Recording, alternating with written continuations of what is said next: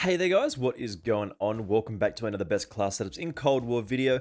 By the title and of course the thumbnail, you can tell that we are taking a look at one of my favorite weapons in this game. Again, the dual wield Akimbo Diamattis, whatever you do want to call them. They are a lot of fun to run around with in this game. They did recently get nerfed in Warzone, of course, to be made a little bit less powerful than they have been previously, but they remain untouched in Cold War, which is a really good thing for guys like us who just love to sprint around with these pistols, blast people away, and have an excellent time in this game. I'm still sort of tossing and turning about which is the best proper sidearm in the game, whether it be some kind of Akimbo pistol variety, one of the shotguns, or something else from there. But just before we do get into talking about this best Akimbo Diamatti class setup here, make sure you do hit that subscribe button with those notifications turned on. We are only about 100 subs away from 4,000 subscribers, which is of course very exciting. So if you could help me get to that little milestone, that would be very cool of you guys.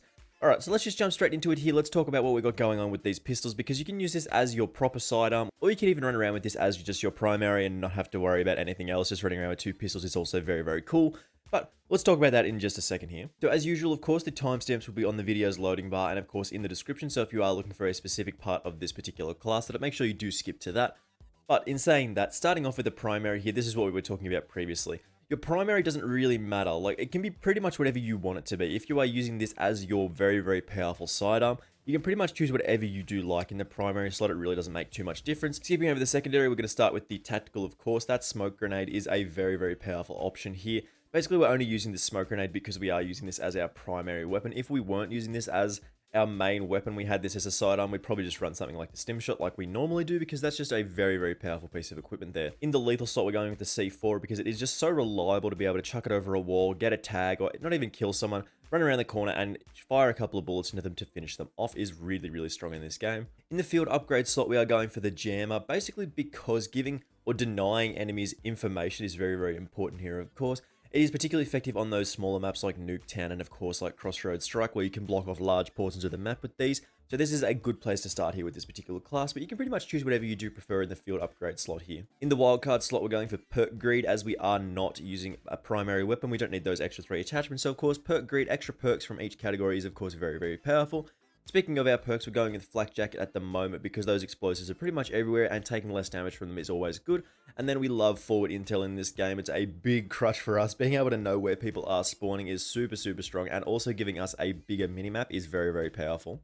In the perk 2 slot, it's really sort of up to you what you do want to choose here. Assassin is the option that we're going off with at the moment. Basically, it does give an indication of where someone is if they are revealed on your minimap. And then, of course, Scavenger to get those extra bullets from people that we do kill, because you do run out of ammo very quickly with these particular pistols.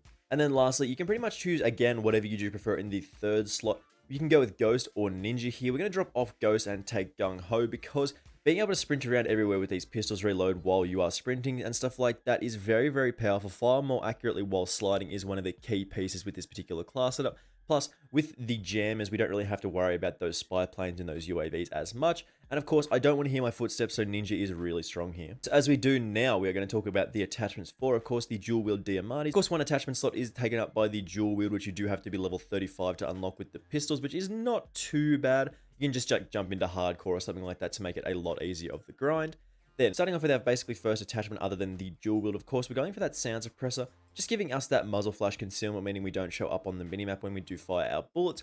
We only reduce our damage range by about 15% here, which is not ideal, but it is a little bit better than reducing it by 25% with the agency suppressor, plus the recoil control that we get isn't super significant here. In the barrel slot, this is an interesting option. You can pretty much choose either the task force barrel, the takedown barrel, or the reinforced heavy barrel. This really is up to you. I've not done super lots of testing, but I mean, the task force barrel seems like an interesting option. You do lose a bit of starting ammo, which is kind of interesting here. The damage is a nice increase, taking it up to 34 per bullet, but I mean, that really doesn't change anything really in terms of like amount of bullets to kill or anything like that, but it is nice to be doing the most amount of damage. Then the takedown gives us more damage range, which is of course very nice here, 60% increase, and then reinforced heavy barrel, 80% bullet velocity, and of course 30% effective damage range. We're going with the takedown barrel, but you can, as I said, pretty much choose it between these three, and you'll be able to do fine with this particular option here. In the body slot, we're going for that 5mm laser, of course. That 35% increase to our hipfire accuracy is super nice here. It really means we can get those nice tight hipfire spread. And then, of course, the magazine, we're going with the Salvo 30 round fast mag, of course, for the maximum amount of bullets to fire, as well as a very fast reload speed. Now, of course, as we usually do with these particular class ups, we're just going to jump into some gameplay here and have an excellent time with these particular pistols. Like I said, you can just throw this on any class setup. If you want this to be a primary weapon, you're going to be very, very effective, but you do have to stick to those close quarters engagements. Alrighty, so we have one half to show off what we can do with these particular pistols. Crossroads Strike is a very interesting map for this particular class setup. Basically, just an ideal close quarters playground. All we have to do is just get nice and close to people with these pistols and just basically blast them away. If people are within our sort of damage ranges and stuff like that, really, they don't stand too much of a chance. This is basically a shotgun. Oh boy.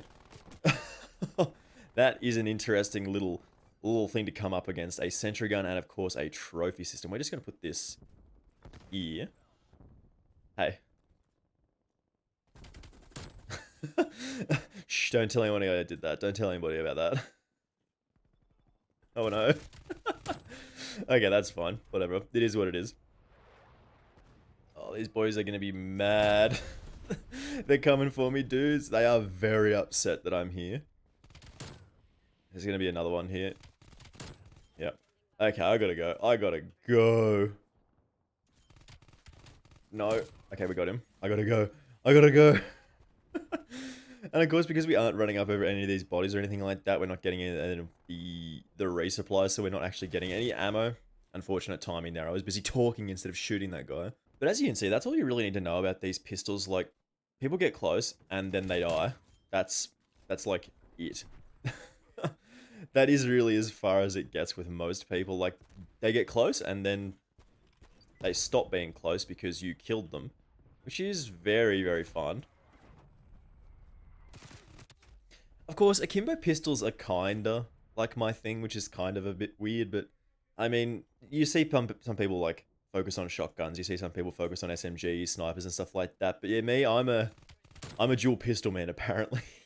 This is my life now. I just make pistols on, or videos on dual pistols. It ain't much, but it's honest work. Like, you gotta get in there, you gotta show off what's good with the Akimbo pistols, get them as soon as possible, even if they are ridiculously hard to grind out, because level 35 does take a bit of time here. No! Unfortunate timing again. Now he's going towards the point, but it's okay. Just gotta get nice and close to boys. No. I don't like trophy systems in this game.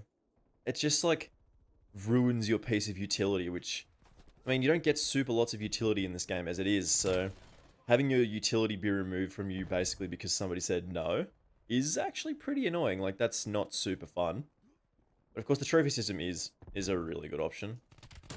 But I mean, like, look at that damage range. Like, you just hit those shots and people just go, they just die. And it is very satisfying. It, of course, is a lot of fun to just sprint around everywhere, not really think about too much in what's going on in Call of Duty, and just la la la la la la la la la la la. Maybe I should just go like that if I'm so pressed about the yeah, if I'm so pressed about the trophy systems, maybe I should destroy them. Come on. Yes. Oh, that is bad. Now you just, like, can stand at doorways on these maps and just blast people, which is, like, really stupid. It's fun, though. Like, it's real fun. It's excellent game design. Stand here and just wait for somebody to walk into you and then just go, bit, bit. Oh, boy. No!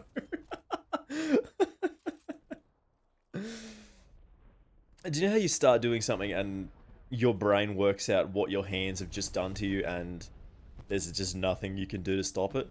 Yeah, double tapping F there was not the way. Funny though. Oh boy, no, there's too many. Yeet.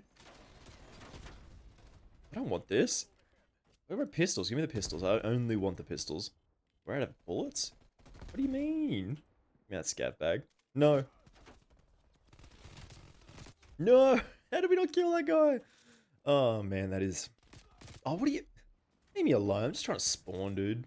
Something very, very interesting about these, if you didn't know, you can, like, just fire all of your bullets, right? You fire all your bullets and then you just go bleh, and it reloads your guns for you. If you see one of these little boxes with the ammo things, that's particularly powerful with something like the Street Sweeper as well, where it does take about 15 years to reload the whole thing. If you have one of those boys in your way, you just click on the... You click on the resupply thing, and basically you just reload your gun for you, which is very, very cool.